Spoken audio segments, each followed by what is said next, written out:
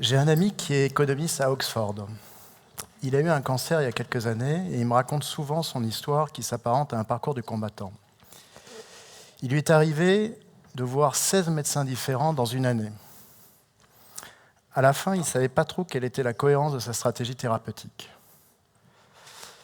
Il avait également des avis contradictoires sur ses rendez-vous. Il me disait « Je suis économiste, mais je me suis transformé parfois en secrétaire avec un agenda personnel en confirmant tous mes rendez-vous. » Il cherchait aussi l'information, des informations le plus souvent très pratiques. Est-ce que je peux partir, par exemple, en vacances avec ma chimiothérapie en avion? Quand il allait à l'hôpital, il avait des brochures, ça, beaucoup de brochures. Par contre, quand il essayait d'appeler depuis son domicile, il avait du mal à trouver un interlocuteur. Mon ami est guéri et j'ai fait de son histoire une étude de cas que je présente dans mes cours. Mes étudiants ont des réactions très variées. Une fois, avec un certain mauvais esprit, m'a dit « Un économiste de plus ou de moins, qu'est-ce que ça changera au final dans la société ?» Très mauvais esprit, je vous l'accorde. Plus souvent, le débat est sur le fait que ça s'est passé en Angleterre et qu'en France, nous sommes meilleurs et que ça ne pourrait pas arriver.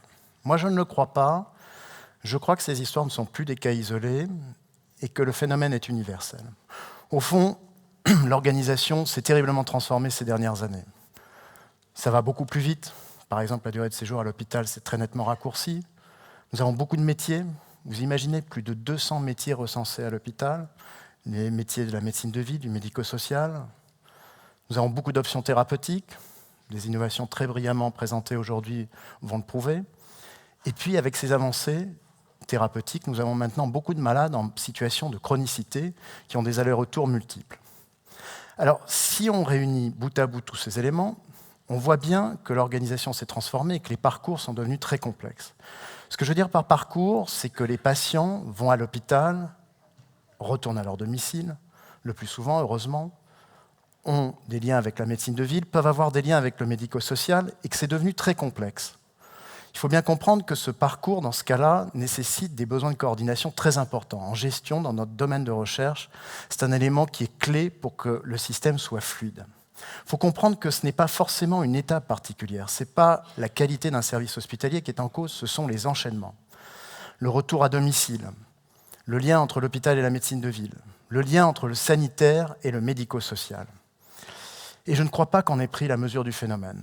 On commence à avoir une idée assez précise des conséquences négatives de cette fragmentation des soins dans les parcours des patients. D'abord en termes de qualité, de l'inconfort, mais aussi des erreurs, ce qu'on appelle souvent la iatrogénie.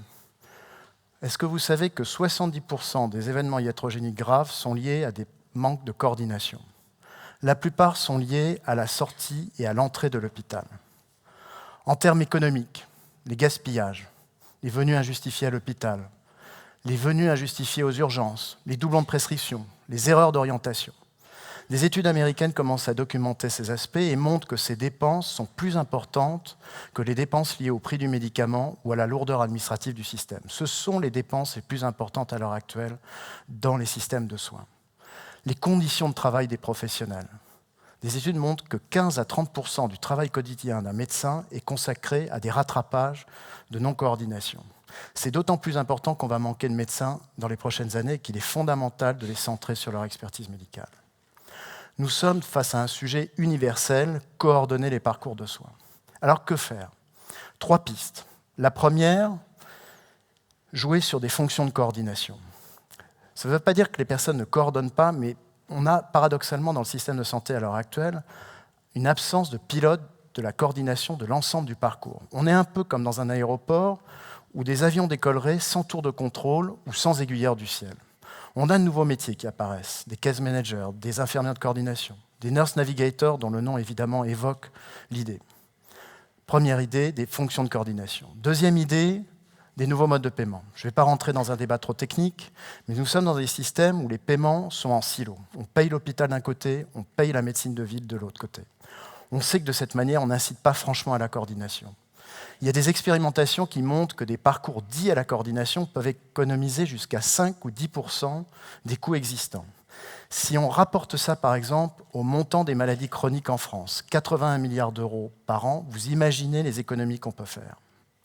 Donc deuxième aspect, les paiements. Troisième aspect, et peut-être le plus important, le recours aux technologies d'information. Nous sommes là sans doute avec des gisements très importants en termes de productivité et d'amélioration de la qualité. D'abord, ça peut aider pour les patients de contacter à distance les hôpitaux. Rappelez-vous l'histoire de mon ami économiste. À Gustave-Roussy, établissement où je travaille, nous développons à l'heure actuelle un portail Internet qui permet aux patients de pouvoir, depuis leur domicile, interroger l'hôpital. D'une manière complémentaire, l'idée de pouvoir suivre à distance les patients. On a, avec les outils connectés, une possibilité formidable d'assurer des suivis à distance avec des patients qui ne nécessitent pas forcément de venir à l'hôpital. Voilà les trois thèmes, les trois pistes. Alors vous me direz, ce sont de belles idées, c'est la théorie, comment on les met en œuvre? Et c'est vrai que c'est là que se joue peut-être la méthode, et c'est là où la recherche a le plus important rôle. D'abord, bien comprendre que l'outil technologique en tant que tel, que ce soit des applications, le portail Internet, le recours au site Internet, ne fera pas en lui-même la valeur ajoutée. C'est dans une organisation. Il faut comprendre l'ensemble. Il faut aussi faire attention à l'anarchie de la coordination. Il y a une sorte de bataille de la coordination qui peut se jouer entre différents professionnels. Dans un hôpital, les patients, après leur sortie, dans la semaine qui suit, sont interrogés par 4 coordinateurs différents avec la même question. Comment allez-vous? Les patients rapportent qu'à la 4e interrogation, ils commencent à être anxieux, comme si on leur cachait quelque chose. Troisième élément de la recherche, s'assurer qu'il y a de la valeur ajoutée et voir ce qui marche et ce qui ne marche pas. Je voudrais terminer par un message d'espoir, évidemment, comme tous mes collègues aujourd'hui.